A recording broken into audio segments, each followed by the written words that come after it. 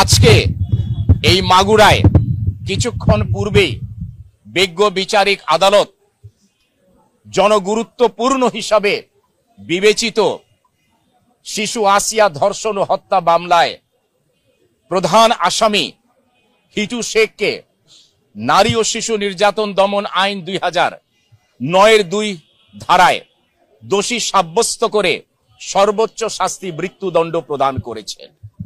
এবং এই মামলায় অপরাপর যারা আসামি, পরিবারের যারা সদস্য, যাদের বিরুদ্ধে পেনাল কোডের 201 ধারায় এবং 506 সেকেন্ড পার্টের অধীনে গঠিত চার্জ যাদের বিরুদ্ধে গঠন করা হয়েছিল, তাদেরকে খালাস প্রদান করেছে।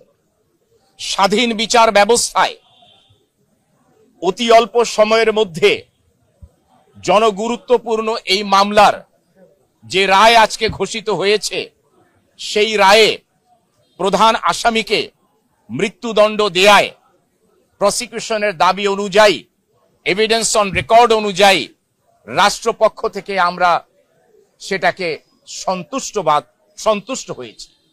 যে আসামিদেরকে তিনি অ্যাকুইট বা খালাস করেছেন, সেটি রায় পর্যালোচনা করে সংশ্লিষ্ট কর্তৃপক্ষের সাথে আলোচনার ভিত্তিতে তাদের ইনস্ট্রাকশনস অনুযায়ী পরবর্তীতে প্রয়োজনে আপিল দায়ের করা হবে।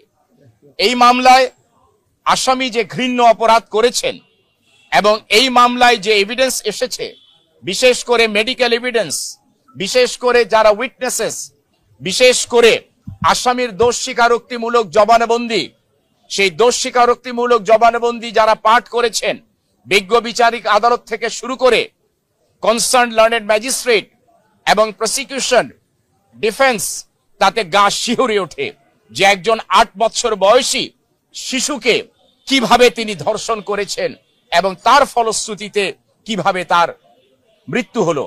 কাজেই আগামীতে এই জাতীয় কোনো অপরাধ যেন সংগঠন করতে না পারেন, বিশেষ করে কোনো যৌন অপরাধ যেন কেউ করতে না পারেন, সেই ব্যাপারে রাষ্ট্রের পক্ষ থেকে সর্বোচ্চ আইনি ব্যবস্থা গ্রহণ করা হবে। এবং আপনারা জানেন, এই বাংলাদেশের ইতিহাসে এই সর্বপ্রথম স্বরাষ্ট্র মন্ত্রণালয় এই মামলার জনগুরুত্বপূর্ণ হিসাবে বিবেচনা করে সর্বপ্রথম এই মামলার নিযুক্ত বিজ্ঞ পাবলিক প্রসিকিউটরকে আইনি সহায়তা দেওয়ার জন্য আমাকে নিযুক্ত করেছেন। এবং সেই সুবাদে আমরা স্ট্রং প্রসিকিউশন টিম গঠন করে আমরা স্ট্রংলি লার্নেড কোর্টের কাছে এভিডেন্স দিয়েছি, আমরা আইনি ব্যাখ্যা দিয়েছি, আমরা মহামান্য উচ্চ আদালতের সিদ্ধান্ত দিয়েছি। আমরা আশাবাদী ছিলাম যে এই মামলায় আসামির সর্বোচ্চ শাস্তি হবে। সুতরাং আজকে আমি বলবো, আসামি হিটু শেখকে সর্বোচ্চ শাস্তি দেয়ায় ন্যায় বিচার প্রতিষ্ঠিত হয়েছে। আদালত রায় প্রদানের পূর্বে, বিজ্ঞ বিচারিক আদালত রায় প্রদানের পূর্বে মৌখিকভাবে, বাচনিকভাবে শুধু এইটুকু বলেছেন যে এই মামলা একটি জনগুরুত্বপূর্ণ মামলা। এই মামলা দেশে বহির্বিশ্বে এটি অত্যন্ত আলোড়ন সৃষ্টি করেছে। এবং বিজ্ঞ বিচারিক আদালত বলেছেন যে গৃহীত সাক্ষ্য যা হয়েছে, ওরাল এভিডেন্সেস এবং ডকুমেন্টারি এভিডেন্সেস, অর্থাৎ মৌখিক এবং দালিলিক সাক্ষ্য, তার প্রমাণের ভিত্তিতে আসামি হিটু শেখকে তিনি সর্বোচ্চ শাস্তি দিয়েছেন এবং অপরাপর আসামিদের বিরুদ্ধে আনিত অভিযোগ প্রমাণিত না হওয়ায় তাদেরকে খালাস দিয়েছেন। সুতরাং এই রায়ের মাধ্যমে আরেকটি জিনিস প্রমাণিত হলো যে বিজ্ঞ বিচারিক আদালত স্বাধীনভাবে তার জুডিশিয়াল মাইন্ড অ্যাপ্লাই করে তিনি জাজমেন্ট প্রদান করেছেন।